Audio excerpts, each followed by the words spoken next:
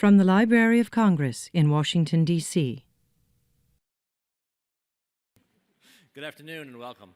I'm Ron Charles, the editor of Book World at the Washington Post, which is the charter sponsor of the National Book Festival. Thank you. Our guest this afternoon is the celebrated poet and novelist Ha Jin. The life of this remarkable writer began in China, where his father was a military officer. At 13, Jin himself joined the People's Liberation Army, which he stayed with till he was 19. He earned a master's degree in literature in China and earned a scholarship at Brandeis University in the late 1980s. When he and the rest of the world watched the Chinese government crack down on the democracy demonstrations in Tiananmen Square in 1989, he decided to remain in the United States. He eventually earned a PhD and now teaches at Boston University. Over the years, he's published several unforgettable novels about life in China and the immigrant experience here in America. In 1999, he won both the Faulkner Award here in D.C. and the National Book Award in New York for his novel, Waiting. His award-winning short stories have appeared in the Best American Short Story anthologies. In 2004, he won a second Faulkner Award for his novel, War Trash, which was also a finalist for the Pulitzer Prize. His most recent novel is A Map of Betrayal, a story loosely based on a real-life event about a quiet, unassuming man who works as a translator for the CIA and eventually becomes the biggest Chinese spy ever caught in North America. A Map of Betrayal comes to us along two time frames. In the present day, a middle-aged American woman describes her efforts to piece together the duplicitous life of her late father, that convicted spy. And in sections set in the past, we follow that spy's life until he's finally caught by the FBI. It's a story of a modest man pulled away from his family into spycraft by twisted strands of patriotism, egotism, and naivete. Like Joseph Conrad, Ha Jin is writing in his adopted language. When he accepted the National Book Award for Waiting, he said, "I also wish to thank America, the land of generosity and abundance, that they accepted me as a citizen. Above all, I thank the English language, which is embracive and vibrant, and has provided me with a niche where I can do meaningful work." Please join me in welcoming Ha Jin.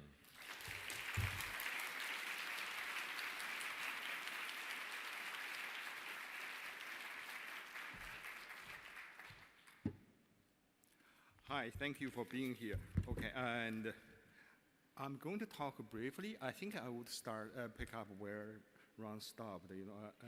I think at several occasions, I expressed my gratitude to this country and also to the English language. For me, I think it's very important to always keep the issue of language in mind. Because as a writer, especially a non-native speaking writer, we have to be aware of our position in the language, because we always come from kind of different margins, and eventually a writer's value or worth can only be measured in their contribution to the language. I think that's a huge ambition, partly because I started my graduate work, also my writing life, as a poet. So that was the central issue in poetics. And that's why I have to be aware of this constantly. Although I always state that I'm a writer, I envision myself in the tradition established in the English language by Joseph Conrad and Vladimir Nabokov. That's a grand tradition in which there are some great prose writers whose mother tongues are not English, but eventually became essential writers to the literature, to the language.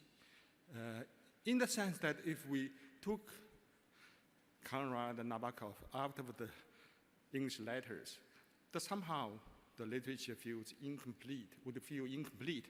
I think that's the kind of measurement for really a good literary writer.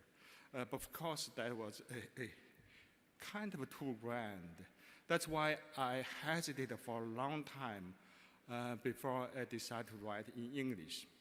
In fact, when my son arrived in this country in July 1989, my first thought was very clear at the San Francisco airport. He would become American because that was right after the Tiananmen massacre. At the time, I imagined, I believed there was kind of a cycle in Chinese history, a cycle of violence that was gratuitous, serving no purpose. So I wanted my child to get out of this cycle. So that's why the thought came to me, he must be American. But for a long time, I didn't know what to do with my life. It was a very rational decision to immigrate. But psychologically, I was not ready. I had a job waiting for me in China at a university, Shandong University. It was a good job, but I couldn't return to it because all the universities were state-owned. I would not serve a brutal government like that. But then it took me a long time to decide to write English. I'm returning to the issue of language because I was writing my dissertation. I knew there was a great prose tradition in the language. If I decided to write in English, there was nothing new in it. All depended whether I had the ability, the luck, and the courage. And so eventually I decided to do it, partly because I realized certainty is not a human condition. And part of the prize for freedom is uncertainty.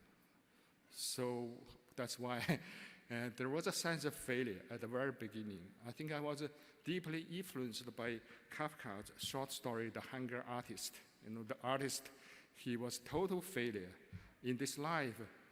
He couldn't find food, suitable food for himself. So the only art for him was fasting. So I think for me, that was the vision for artists at the time, to start with a failure. And from there, I think there's another very important moment in my life. I was reading Chekhov very intently at the time. And in his beginning years, Chekhov wrote a lot of short stories, very short pieces for newspapers, because he had to get the money, the pay immediately, so that he can buy bread for his family. So once an older critic saw his stories and was very touched by them, and he wrote to Chekhov and said, I don't know about your situation, your income. If your income is small, then starve. We all started from there. And the essence of the letter was to cherish your talent. And then Chekhov, of course, from that point on, he began to write longer pieces. And later we have the small masterpieces in his late years. And he became a more accomplished writer and playwright. And then it dawned to me that in the United States, you would never starve. As long as you are healthy, you work some, you don't abuse drugs, you'll be fine. You won't starve. So that, I think, is a very important moment for me. I realized I won't ruin myself, even if I failed as a writer. And so that was another kind of encouragement. But gradually, step by step, I think I became kind of professional writer.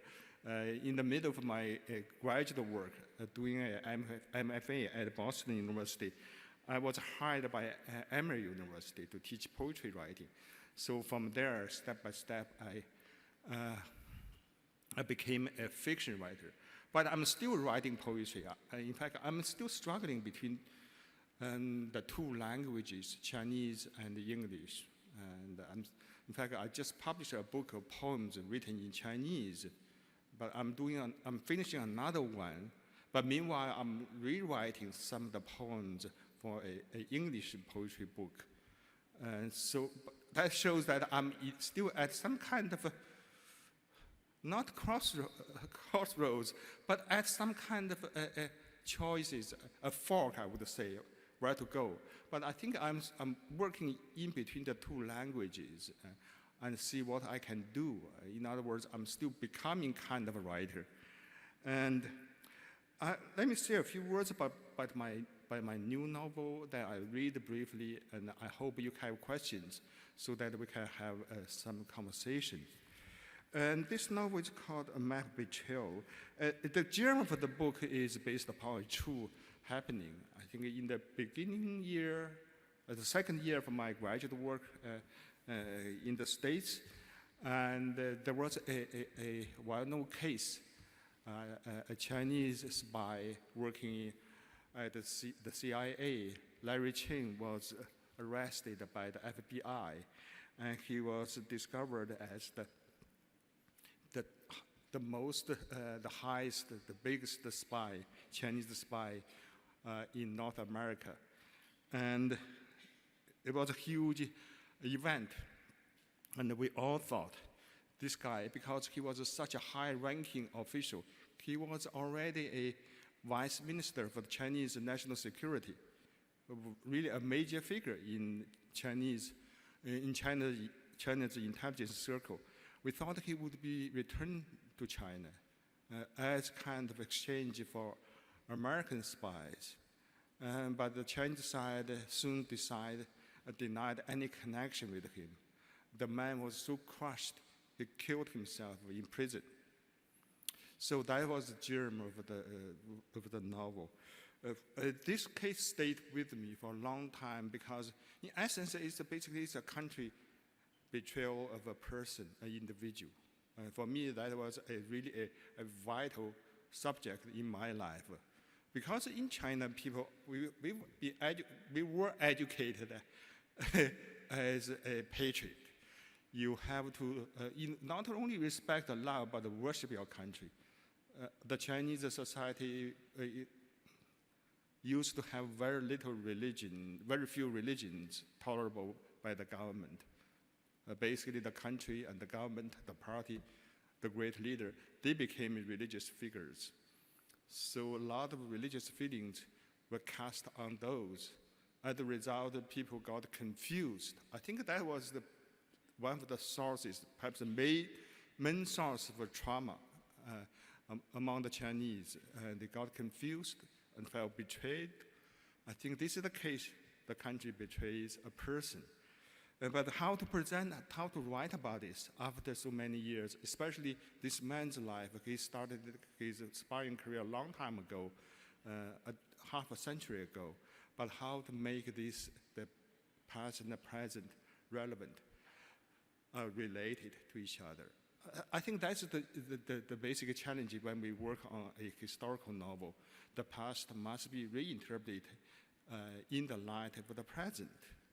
Then it must speak to the present, but how to make these dramatize the different times. So for me, this was the challenge. And then I was, in a way, enlightened by a novel, Heat and Dust, The Heat and Dust by Ruth Jabawala. I think the novel is very small, but technically it's really a perfect novel. And in that book, the author used two lines of a narrative spoken by one person. One is in the past, in 1921, the other in the present, in the 1970s. And I think among all this kind of narrative structure, telling two stories at the same time, this is the most accomplished book, technically. So I learned a lot from that. I also taught the novel several times. And occasionally, some students would raise the question, misgivings, that the narrator didn't have blood relationship with the woman, the heroine in the novel. So it became an issue. For me, it was not an issue, but occasionally some students would had issue with that. And so for me, that's why I decided upon a daughter as a narrator. I was not sure, the actual figure, whether he had a daughter or son. He had children, but who, what kind of children, who they were, I wasn't sure. Also because his case was still classified, a lot of information is not available. But in a way, it's good because this gave me room for creation. I had to depend on imagination or some basic research.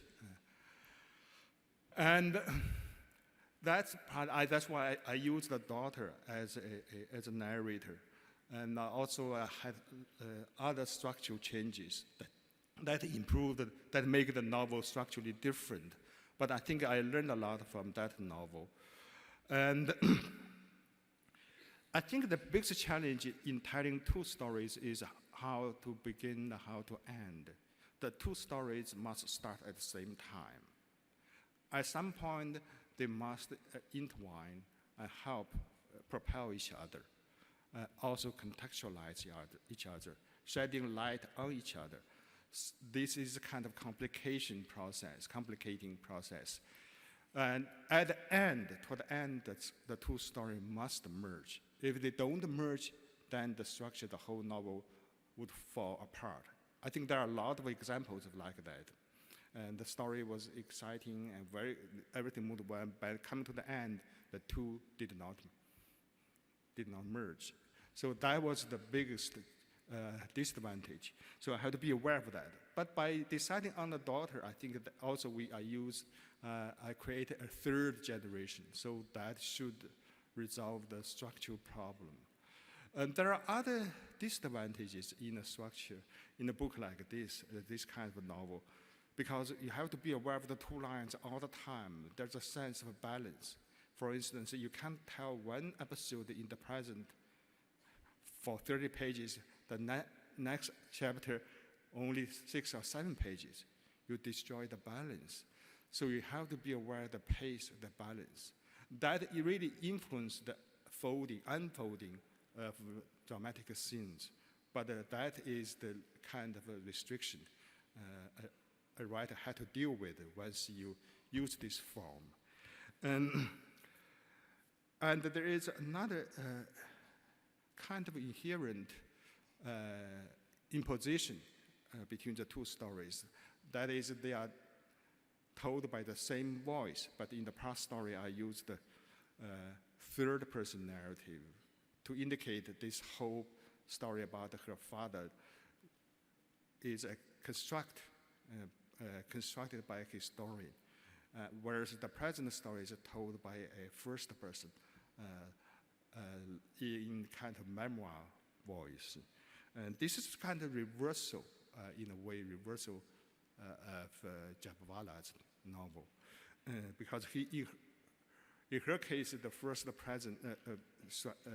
the present story is told in pure diary form, and so that is, I think, basically the map of this novel. I'm going to read very briefly here, and not.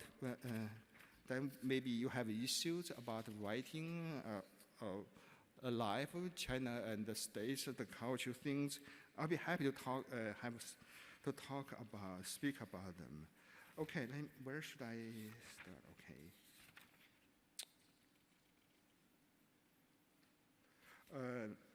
Okay, I think I should start where he came to the Gary, the grandfather, when he came to the States in 1955. American life amazed him, particularly the good wages, some jobs even paid by the hour, the fabulous libraries, after which he could check out as many titles as he wanted. The streets, big or small, all illuminated by lamps at night, and the supermarket, even spinach, celery, and mushrooms were wrapped in cellophane.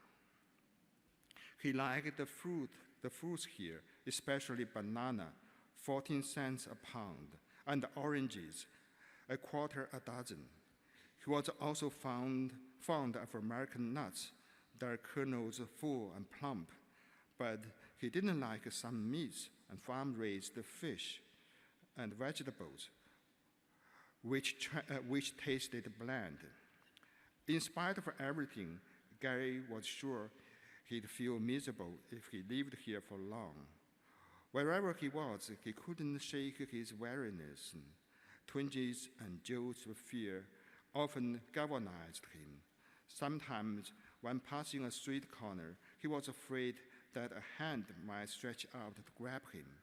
Walking home alone from work, he had to force himself not to spin around to see if he was being shadowed. He hoped he could return to China soon and again walk on solid farming ground.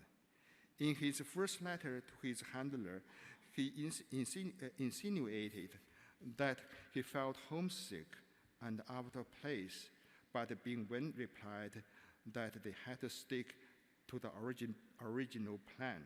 The plan includes that he was to marry an American woman so that he would be Americanized. And that means he would have to be a spy in the States for a long time. Soon after Gary settled down, a tallish young woman walked into his life. That was Nellie. She waited tables in a small restaurant where Gary often went for lunch. She noticed him because of his quiet disposition and gentle demeanor. Unlike other men, he never raised his voice and seemed to prefer to eat alone. Yet, whenever he saw someone he knew, he would greet them warmly. He seemed easygoing and good-natured. One day, toward the end of the busy lunch hour, Nellie got up her nerve to speak to him, to see if he could talk at length like a normal man, especially with a woman. For a brief moment, he looked perplexed, his eyes intense, staring at her. Then his face relaxed into a smile that showed his square teeth. He said, "I don't think I've introduced myself. I'm Gary." He stretched out his hand. "Nellie McCarrick." The second she said that, she felt stupid to have mentioned her last name. She must have sounded as if she was at a job interview. But Gary didn't seem to have noticed her unease. The grip of his hand felt forceful, and she liked that. There were few customers around, so she sat down across from him and put her elbow on the table. Her face rested on her hand to check the shivers of excitement and to keep her lips from trembling. Yet, she managed to hold his gaze while a pinkish sheen crept up her face. Even the tops of her ears turned red and hot. Okay, let me see. That started their love affair. Eventually, they got married, basically. And I think Gary was full of guilt and qualms because he was a married man. He couldn't say anything. So he was kind of passive, but he was determined to find a wife. So they got married. And let me see. And another purpose for doing this was to get a green card. So because otherwise he would have tried to renew his visa. That would be too much for him, would make him vulnerable. So in a way, he used his wife to become a permanent resident. And following this chapter is the current narrative, the current story. The narrator in the year 2011 went to the countryside to look for Gary's first wife. But the first wife already passed away. But the narrator still had a half-sister in the countryside. So this is after they met in the countryside, in a very remote small town in Heilongjiang province. Let me see, where should I read? Okay, after the big dinner, and this is the moment.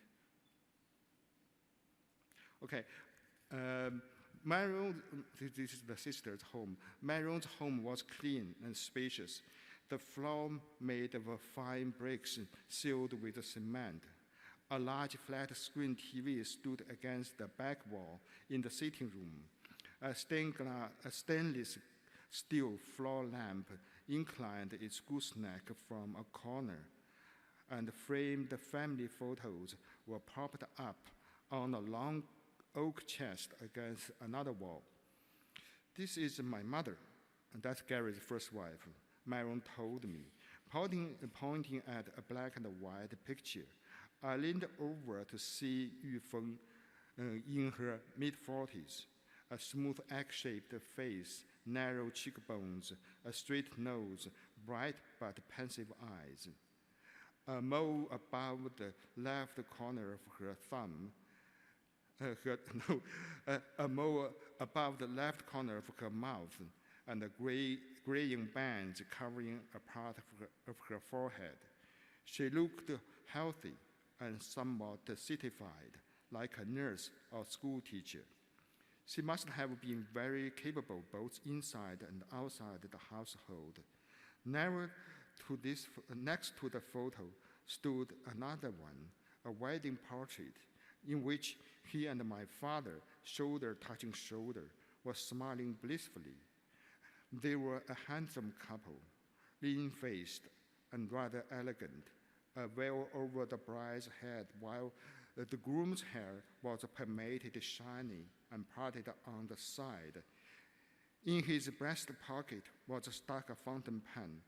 Above their heads, toward the right-hand corner, was a sloping line of characters. "For Wei Ming and Yu Feng's happy union, January 16th, 1949. Your mother was very happy," I said to Myron. "Yes, she was voted the #1 beauty back in our home village in Shandong." "Voted by whom?" "By some man in the village secretly. No wonder it was hard for her to live there. I remember the proverb and quoted, 'Gossips always cluster around a widow's house.' I mean, without her husband around, she must have lived like a widow." "You really understand the Chinese, Lilian?" "Our father always demanded that I learn Mandarin. One of my fields is Chinese history." I saw a bottled water cooler standing in a corner, similar to the one in Harry's superintendent's office in our apartment building back in Maryland. Fushan County is right on the Songhua River, whose water must have been quite polluted. The bottled drinking water also indicated that Myron's family was doing well, though I noticed she used tap water for cooking. In the back of the house was a low-ceiling office where I saw a computer, a scanner, a fax machine, and a laser printer. I was impressed that even in such a backwoods town, the family was savvy about electronics. Julia, that's the niece, Julia said that she went on Weibo, the Chinese micro-blogging site, every night. She had online pals in other provinces, even one in Mongolia. I told her I didn't blog. That was a surprise to her because she thought that most Americans were bloggers. "Why don't you blog, Aunt?" Julia asked me in her throaty voice. "It's too time-consuming. I prefer to spend my idle hours reading books. That's part of my job, too." It's really wild out there. You can make all kinds of friends through blogging.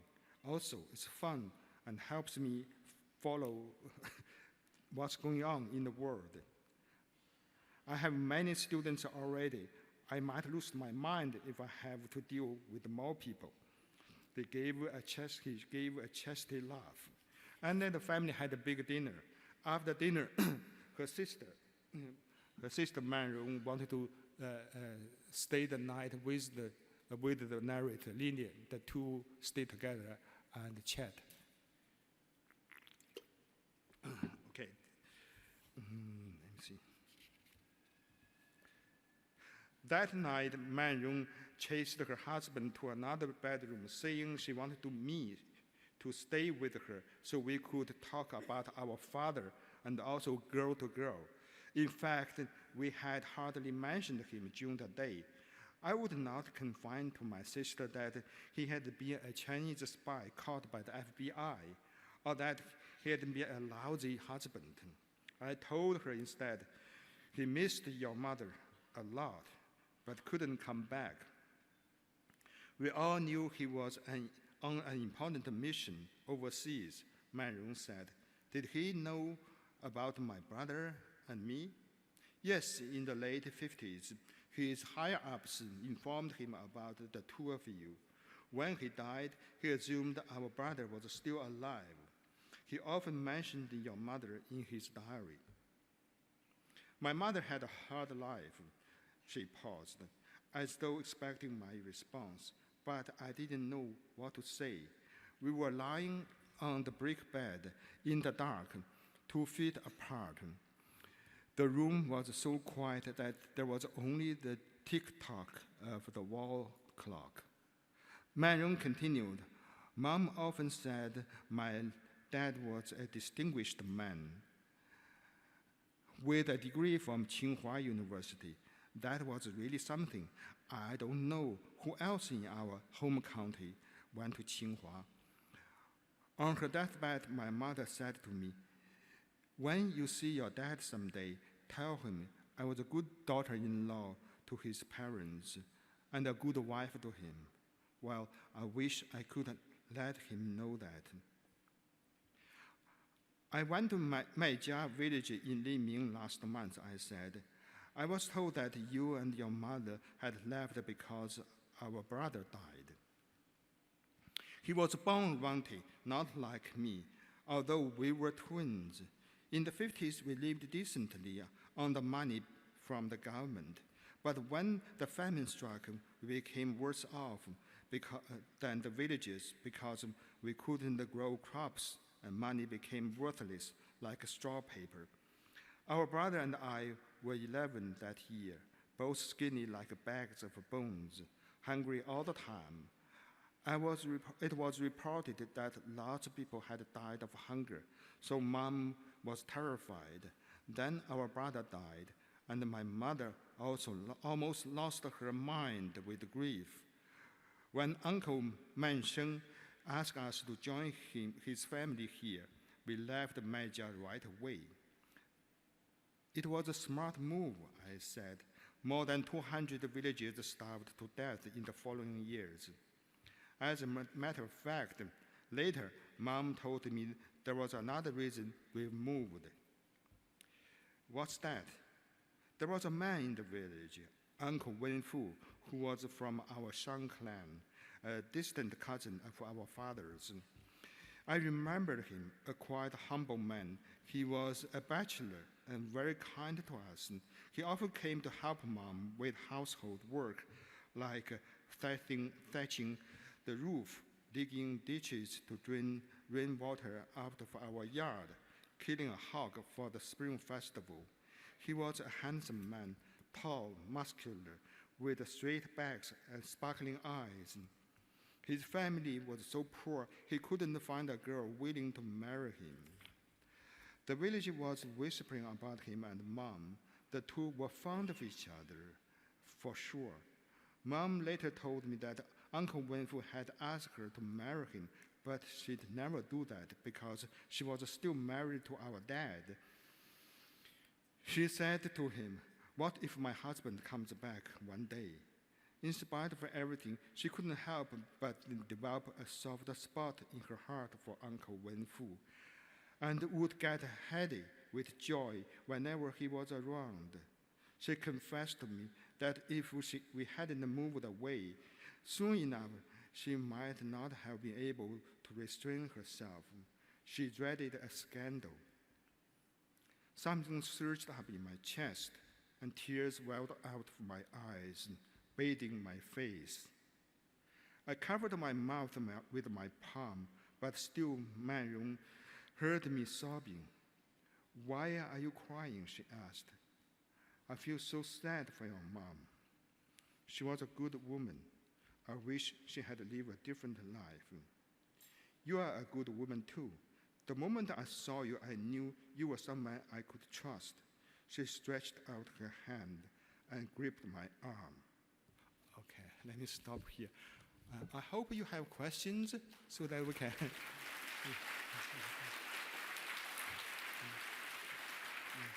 Thank you.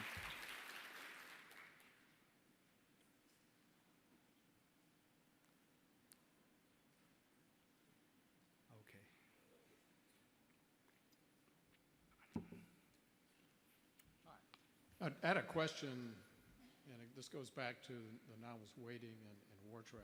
I felt in reading them that I was getting a particular insight into maybe personal dilemmas that a Chinese everyman would have that maybe an everyman in the United States would not. They always seem to be caught in a dilemma that involved their culture, their family, the government, the communist ideology, and had these terrible struggles trying to work with all of them.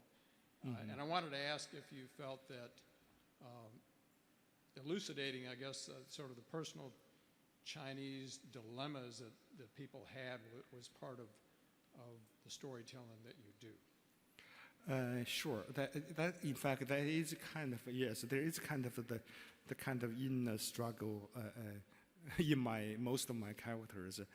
I think there are different dimensions where obviously on the surface there was a kind of social pressure, kind of all the kind of constraints that make them unable to act, the sense of responsibility and mores. But there are also something I think psychologically that might not be typically Chinese or only Chinese. For instance, when I was working on Waiting, I couldn't, for a while, I gave up because I couldn't see the meaning of the story. I studied literature for many years. I knew that the universality is one of the principles, two of the principles. And so if the story is not meaningful to others other than Chinese, the Chinese, it can't be literary. So that's why I didn't stop working on it. That was after many revisions. Then one day, I read an interview given by the wife of a Navy officer, American Navy officer. And the wife complained that her husband didn't love her, was cold. And then the interviewer said, do you think he's having an affair? The wife said, affair? I wish he could have an affair, so that he could prove he could love a woman. So that was a turning point. I realized they were good American men, decent men, but still had similar problem. Because of, in other words, some kind of human instinct somehow is warped, suppressed. In fact, later when the book came out, I also received letters from an American woman. She had a similar problem, could never be engaged emotionally with anyone. So that psychologically, this doesn't have to be political. But the story itself, like Waiting, this is obviously there was such a harsh pressure. As a result, the man lost his ability to love. He didn't understand it instinctively. Instinctively, he doesn't understand it anymore. So that was kind of a complexity of the story. Then there's another theme that is the individual and the collective. This is also, I think, dramatized in War Trash, right? A person is used ruthlessly and abandoned, not just a person, a lot of soldiers. But again, there's a universal resonance. Most countries do that, not only China. I think it happened to many, many soldiers. Yes. I'm interested in your working in two languages simultaneously.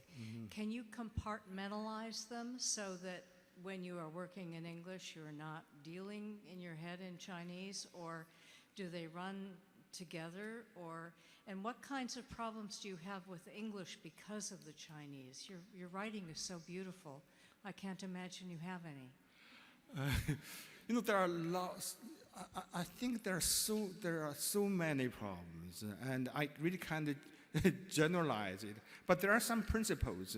A part of my situation, for instance, we know that if you write poetry, conventional, very traditional, even kind of conservative conception of this is to refine the dialect. This is by T.S. Eliot, to purify the dialect of the tribe.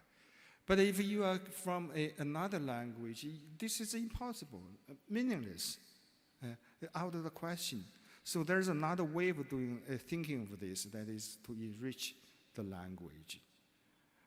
And that, I think, most non-native speaking authors, I think that is the ultimate ambition, to bring something to the language.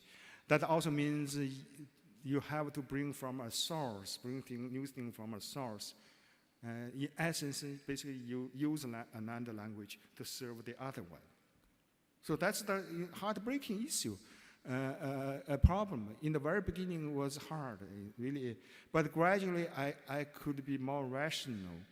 And so that's why when I was interviewed in the Chinese media, very often I said if I wrote in Chinese, I could have accomplished more. Because I would try to find things in other languages, try to learn more languages when I was young, and then to bring things into the Chinese language. But the life is very limited. We are all very small, constrained by circumstances. We can't do too much. But when I work on two languages, and I do feel that I have to use one language to make the other language fresh. Basically, when I write in Chinese, I would do the same. But I didn't write in Chinese for a long time, not until recently. I do feel that very often I was incensed. People said he couldn't write Chinese. And he gave up, he betrayed our language. So I was angry at that.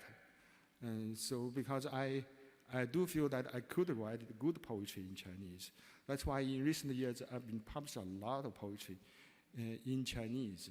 But again, I would have to rewrite many of them, some of the poems in English. Again, there's the issue of the language, sensibility, and other things. A poem may work well in Chinese, but would not work in English because it doesn't have the cultural resonance.